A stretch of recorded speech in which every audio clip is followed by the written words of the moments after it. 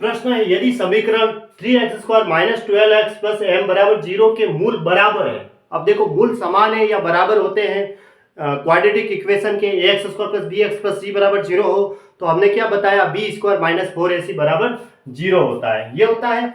तो देखो b² minus 4ac बराबर 0 है ना, क्योंकि मूल है वो समान है, मूल समान है, मूल बराबर है, समान है, तो हमें b² माइनस 4ac बराबर 0 करना है। तो देखो यहाँ इक्वेशन दे रखी है 3x² minus 12x plus m बराबर 0। अब देखो क्वाड्रेटिक इक्वेशन कैसे होती है, ax² plus bx plus c बराबर 0 ऐसे होती है। अब b² यानी कि b की वैल्यू क्या है, ये रहा x का गुणांक इसमें कितना है -12, तो -12 का स्क्वायर माइनस 4, a का गुणा, a बराबर क्या है x² का गुणांक, देखो x² का गुणांक क्या है इसमें 3 है, तो गुणा 3, और c कांस्टेंट है, तो इसमें कांस्टेंट दे रखा है m, तो वो m के बराबर है ना, तो यहाँ m रखेंगे बराबर में 0। अब इसको सॉल्व कर दो, -12 का स्क्वायर, माइनस का स्क्वायर तो प्लस में होता है, तो 12 का स्क्वायर 144 माइनस 4 3 12m बराबर 0, तो 144 बराबर हो गया 12m, माइनस का 12m उधर जाएगा तो प्लस के 12m में कन्वर्ट हो जाएगा, 12 का भाग देंगे नीचे, तो 144 बटा 12 बराबर m आ गया। इससे इसको काटा तो कितना आया 12 आ गया, m बराबर कितना आया 12, तो ये इसका आंसर हो गया, m बराबर 12, ऑप्शन डी सही है।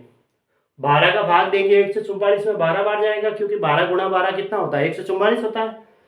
यदि समीकरण ax² plus bx plus c बराबर 0 का एक मूल दूसरे मूल का दुगुना है, देखो एक मूल है वो दूसरे मूल का दुगुना है, अगर दो मूल हम लेते हैं अल्फा और बीटा, ठीक है, तो जो एक मूल है वो दूसरे मूल का दुगुना है, तो किसी एक को दूसरे का दुगुना कर दो, अगर ये अल्फा है तो फिर ये कितना होगा 2 अल्फा, ऐसे एक मूल जो होगा वो दूसरे का दुगुना है, या तो ये 2 अल्फा कर दो ये अल्फा, ऐसे ही का इसमें एक मूल दूसरे मूल का दुगुना है, अगर एक मूल अल्फा है तो दूसरा मूल होगा 2 अल्फा, ऐसे इस तरीके से, ठीक है।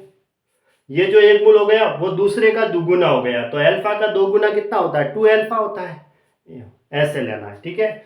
अब देखो दोनों मूलों का योगफल क्या होता है, अगर quadratic equation ax² plus bx plus c बराबर 0 है, तो अल्फा प्लस बीटा बराबर क्या होता है -b/a।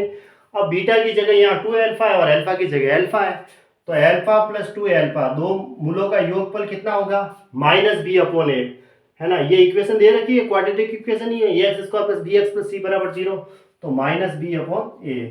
और दूसरा क्या होता है अल्फा गुणा 2 अल्फा, यानी कि दोनों मूलों का गुणनफल c/a होता है, ये लो c/a। अब इसमें क्या प्रतिबंध आ रहा है, जहां पे a है वो 0 के बराबर नहीं है, इसको थोड़ा सॉल्व कर दो। अल्फा प्लस 2 अल्फा बराबर हो गया 3 अल्फा बराबर -b/a, और अल्फा गुणा 2 अल्फा, अल्फा को अल्फा से गुणा करेंगे तो अल्फा स्क्वायर हो जाएगा, तो 2 अल्फा स्क्वायर बराबर c/a। अब देखो अब इस दो को नीचे भेज दो, तो हमें क्या मिला अल्फा स्क्वायर बराबर c/a, और ये दो नीचे चला गया, तो अल्फा स्क्वायर बराबर c/2a आया, ये अल्फा स्क्वायर की वैल्यू आ गई, ठीक है। अब इसमें इसको भी अल्फा स्क्वायर में कन्वर्ट कर दो, ताकि अल्फा स्क्वायर की वैल्यू यहाँ पुट करेंगे, जिससे हमें ये प्रतिबंध मिल जाएगा, है ना। एबीसी में ही प्रतिबंध चाहिए, एबीसी में ही है सबका, तो यहाँ से अल्फा स्क्वायर निकालने के लिए दोनों तरफ में वर्ग कर दूं, तो 9 अल्फा स्क्वायर बराबर -b² यानी b²/a², ऐसे होगा। अल्फा स्क्वायर देखो 3 का स्क्वायर तो 9, अल्फा का स्क्वायर अल्फा स्क्वायर, -b का स्क्वायर हो जाएगा तो +b² हो जाएगा, और a का स्क्वायर a²। अब अल्फा स्क्वायर बराबर क्या हुआ, ये नीचे चला जाएगा b²/9a², है ना। अल्फा स्क्वायर बराबर हो गया b²/9a², वो वैल्यू यहाँ रख दो, ये एक वैल्यू ये आ गई, तो दोनों को बराबर करेंगे, ये भी अल्फा स्क्वायर है ये भी अल्फा स्क्वायर है, b²/9a² बराबर c/2a, ठीक है। तो एक a से तो एक a कट गया ये। अब देखो 9a को c से गुणा करेंगे और 2 को b से गुणा करेंगे, तो 2b² बराबर हो गया 9ac, ये हमें एक रिलेशन मिल गया, है ना।